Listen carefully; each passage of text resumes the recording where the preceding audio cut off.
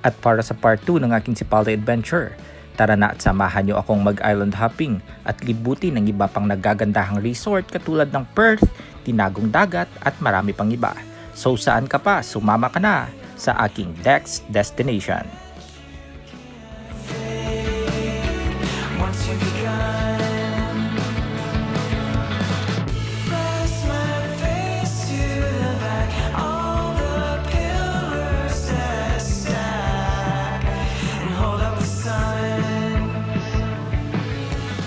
We're up for island hopping guys at samahan nyo akong libutin ang mga isla dito sa Sipalay.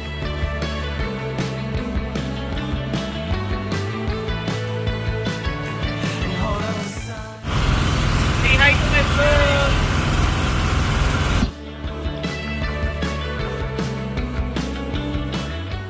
At ang una nating bibisitahin ay ang Maasin Island and Cave.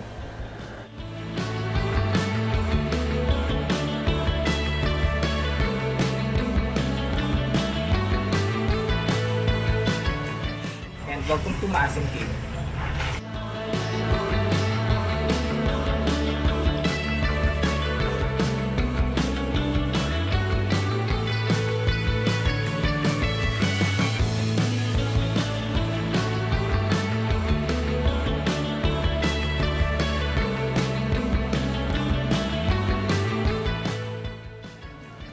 And for our next stop ay ang kanilang marine sanctuary.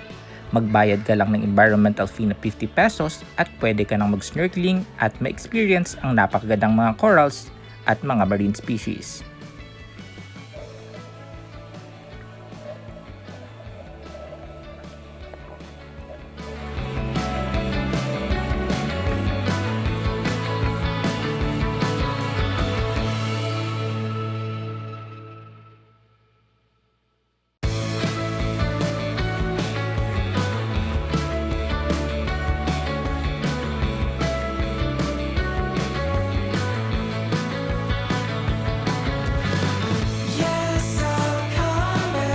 So pagkat kami guys, papunta kami ng Perth Island Resort.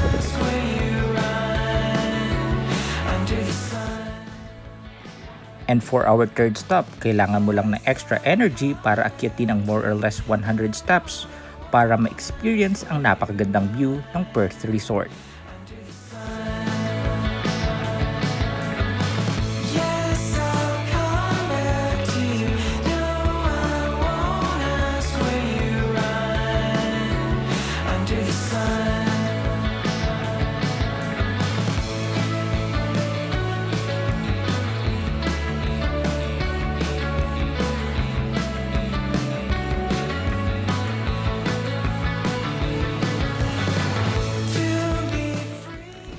At kung gusto mo ng extra adventure, tara na at pasukin natin ang Kuweba ni Mayang.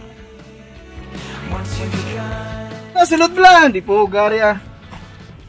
Nasulot lang! Nakituod ko pa yun. So guys, pasukin natin ang Kuweba ni Mayang.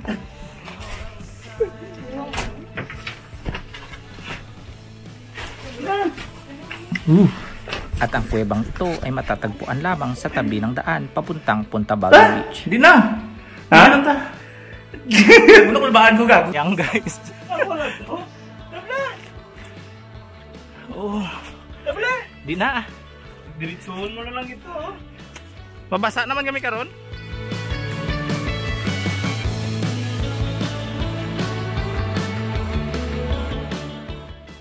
At ang ating pang-apat na pupuntahan ay ang Maldives na Bamboo Bridge ng Tinagong Dagat at Latasan Island Resort.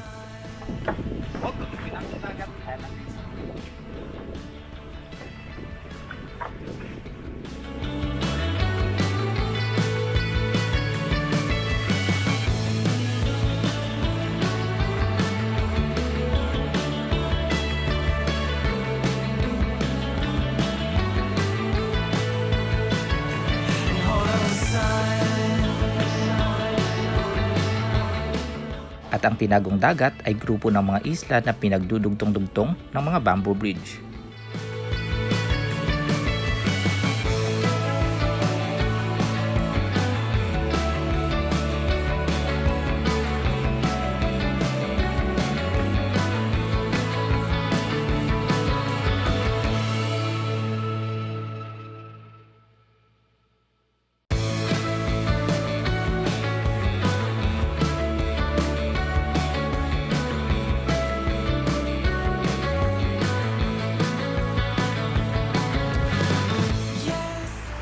So for second day guys, dito kami naka-check-in sa Jamont Hotel.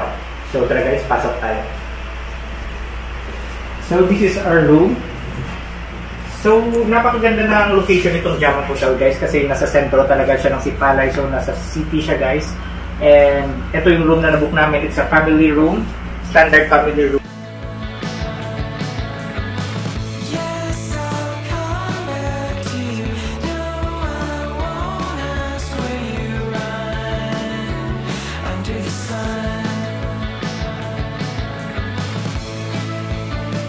Merong dalawang double bed. So napakalapad guys ng bed. And then merong TV, may table. Yan dito. Tapos may view dito guys. Yan. So overlooking Sipalay Market, and then yung plaza nila is nandito lang din na area. Guys. And then dito yung comfort room nila guys. So yung comfort room nila is nandito, malaki, nandito yung shower. So nabook ko yung room na to guys via Traveloka for only 2,300 pesos since may voucher ako guys na ginamit and nakaless ako guys, and nabook ko na lang yung room na to for 1,998 I think. So ganun yung price. At para sa masasarap na pagkain, bisitahin lamang ang Rugis na matatagpuan sa sentro ng Sipalay.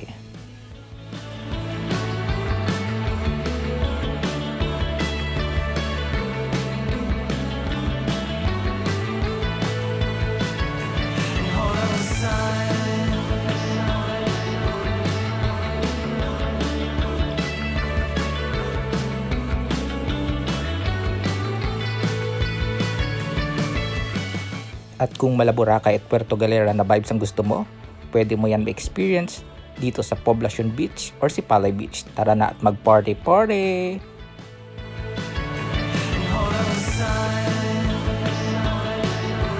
Welcome to Sipalay Beach!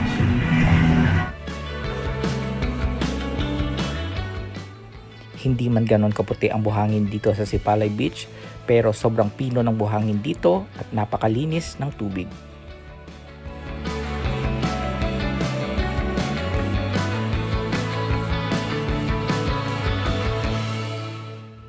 And deto ang napakagandang pool area ng Jamont Hotel kung saan nagstay kami for our second night.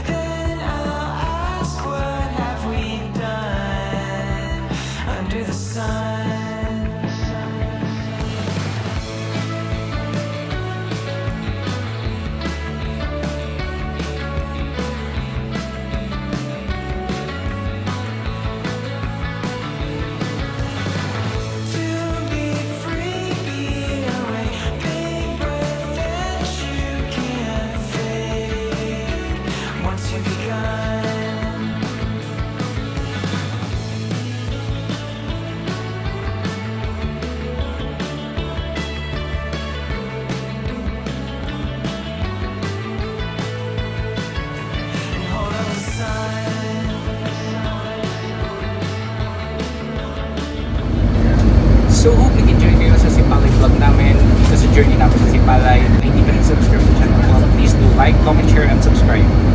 And this is Next Destination once again, always saying, bon voyage, keep safe guys, bye, thank you for watching my vlog.